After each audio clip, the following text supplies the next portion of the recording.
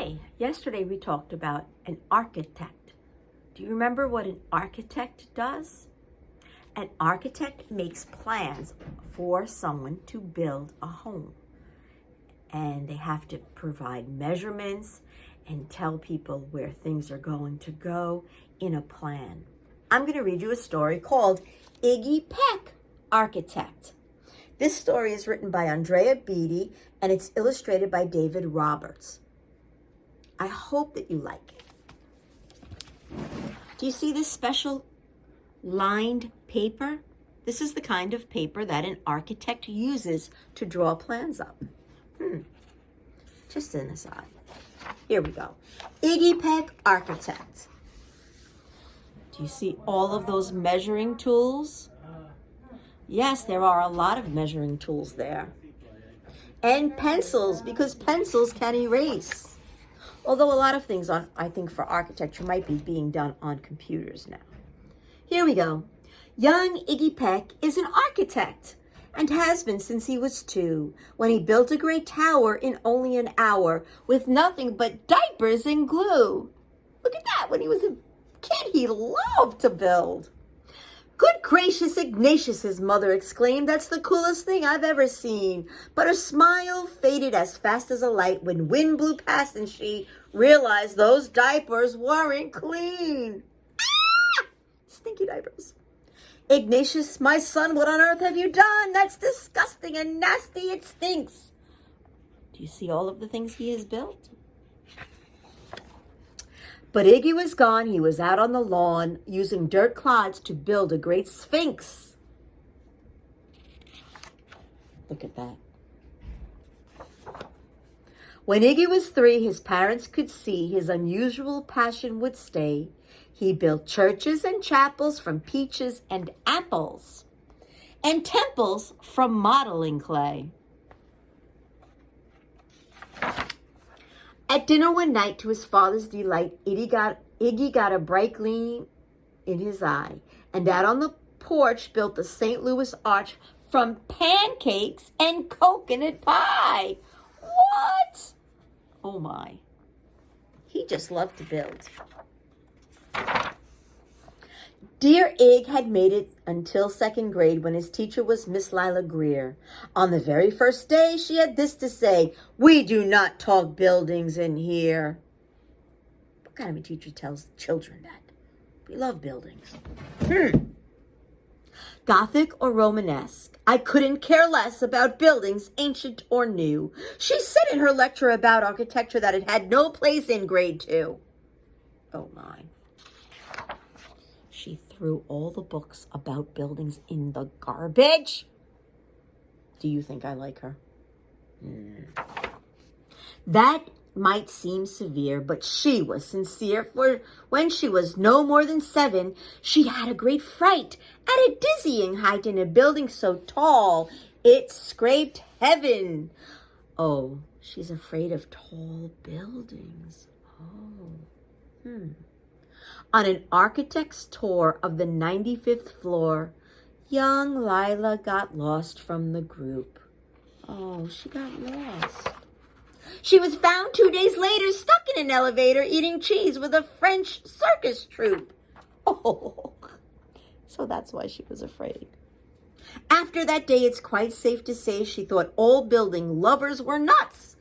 As a teacher, she taught that above all one ought to avoid them. No ifs, ands, or buts.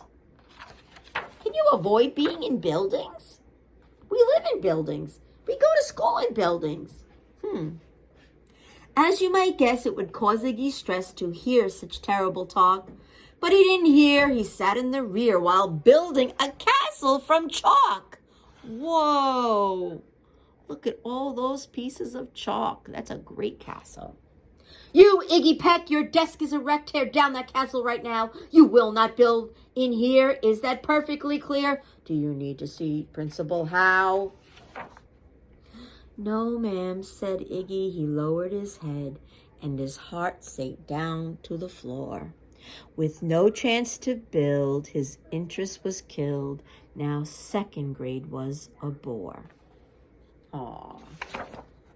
After 12 long days that passed in a haze of reading, writing, and arithmetic, Miss Greer took the class to Blue River Pass for a hike and an old-fashioned picnic. Ooh. They crossed an old trestle to a small island nestled in the heart of a burbling stream. But they no sooner passed than the footbridge collapsed, and Miss Lila Greer started to scream, "We're trapped here, oh my, your last kids, goodbye!" Her eyeballs rolled back in her head. She dropped to the ground with a vague groaning sound. Luckily, just fainted, not dead. Look at that. They went to the island and the bridge disappeared. Uh-oh. The class was amazed. They stood there quite dazed, uncertain of what they should do. But one bright young man was hatching a plan, which started with Miss Lila's shoe. Soon each lad and lass there at Blue River Pass was working together as one. They're all cooperating. Do you see the things they're getting? Pay attention. Look at that. Oh, I see a plan. What is that plan for? And once she came to, Miss Lila Greer knew there's something quite brave had been done. She looked in the air and saw hanging there a structure with cables and braces. And on the far side, beaming with pride, were 17 young, smiling faces. Boots, tree roots and strings, fruit roll-ups and things, some of which one should not mention, were stretched ridge to ridge in a glorious bridge, dangling from shoestring suspension. Oh, it all became clear to Miss Lila Greer as she crossed that bridge over the stream.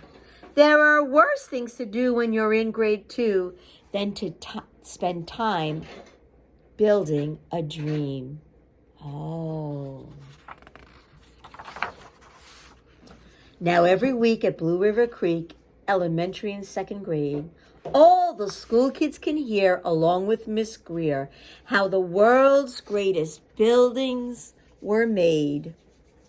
The weekly guest speaker in t-shirt and sneakers talks of buildings from Rome to Quebec. Of course, he's the guy who builds towers from pie, that brilliant young man, Iggy Peck. The end. So in this story, we learn about being an architect. Architects build great things. Not only buildings, they build bridges. So in this story, a teacher, she didn't want Iggy to build. Do you remember why?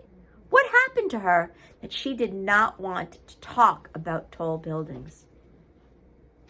She got lost. And she was afraid of tall things.